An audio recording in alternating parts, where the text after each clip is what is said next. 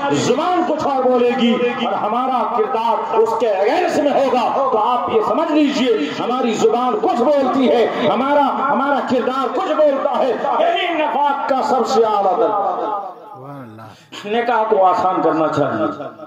نکاح کو آسان کرنا چاہیے، نکاح کو سہل کرنا چاہیے، اور نکاح میں کم یہ سب رسم و رواج۔ اصل میں ہوتا کیا ہے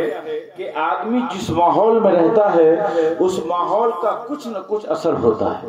اسی لیے قرآن کریم نے فرمایا فَإِمَّا يَنْسِيَنَّكَ الشَّيْطَانُ فَلَا تَقْعُدْ بَعْدَ الذِّكْرَىٰ مَعَ الْقَوْمِ الظَّالِمِينَ۔ تم ظالم قوم کے ساتھ مت بیٹھو، ظالموں کے ساتھ اٹھک بیٹھک مت کرو، ہو سکتا ہے کہ شیطان تمہیں بھلا دے۔ ارے 4 دوست یہاں پی رہے ہیں، 5واں تم کب تک برداشت کرو گے یار؟ کوئی شراب کی تعریف کر رہا ہے، کوئی اس کے حسن کی تعریف کر رہا ہے، کوئی اس کے نشے کے تعلق سے بولتا ہے، کوئی کچھ بول رہا ہے۔ اب تو تمہارے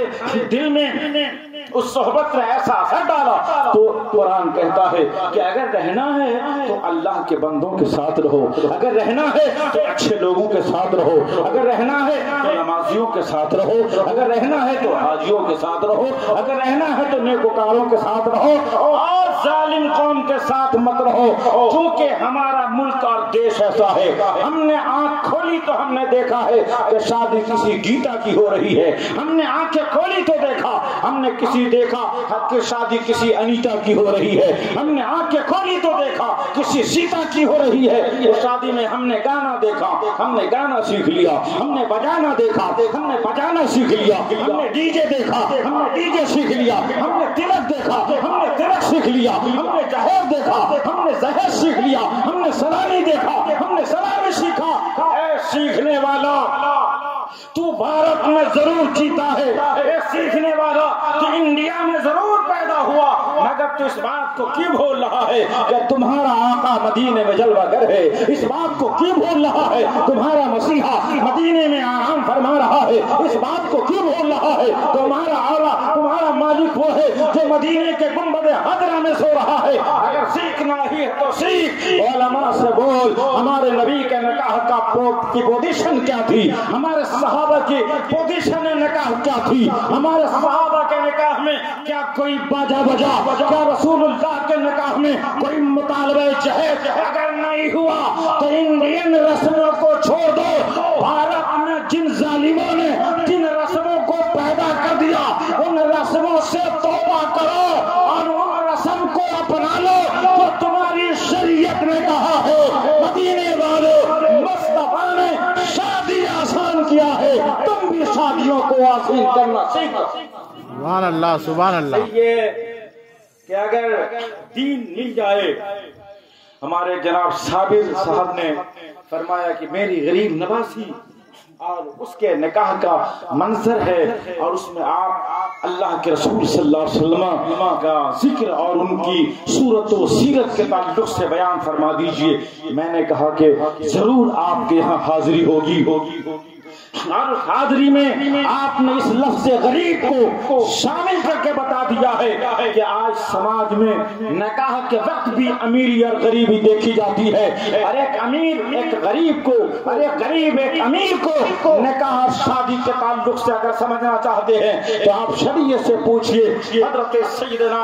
مولا علی کرم اللہ وجہ الکریم ہوں، حضرت سیدنا عمر بن خطاب ہوں، حضرت سعید بن مسیب ہوں، ان تمام حضرات کے یہاں شادیوں کے جو واقعات اور حکایتیں ملتی ہیں وہ آپ کو اشش کر دے گی۔ ابھی ہمارے یہاں ایک ڈاکٹر لڑکی ڈھونڈتا ہے، ایک انجینئر لڑکی ڈھونڈتا ہے، ایک ماسٹر لڑکی ڈھونڈتا ہے،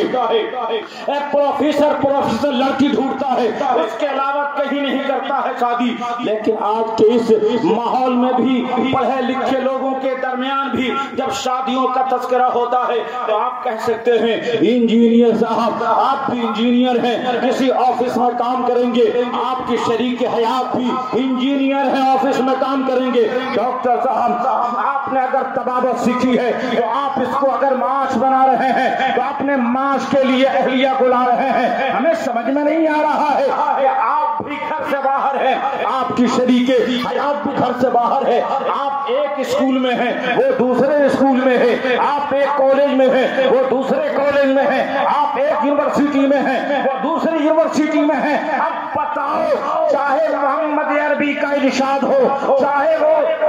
فقہا کا کلام ہو یا علماء کا بیان ہو یا انگریزی کہاوت ہو کہ ماں کی گود سب سے بڑا مدرسہ، سب سے بڑا پاٹھشالہ، سب سے پہلا کلاس روم ہے۔ اب اگر کسی بچے نے آنکھ اس سمے کھولی ہے، ہاسپٹل میں دیکھا باپ کو ہے، ہاسپٹل میں دیکھا ماں کو ہے، 2.5 سال کا بچہ ہوا، چائلڈ لائن اسپیشلسٹ ہاسپٹلوں میں ڈال دیا، باپ الگ ماں الگ ہے، 2 سال کا بچہ اسکول میں پڑھ رہا ہے، آگے بڑھا پرائمری میں گیا، آگے بڑھا مڈل میں گیا، آگے بڑھا مادھمک میں گیا، آگے گیا پروفیسر اور لیکچرر کے یہاں یونیورسٹی میں گیا،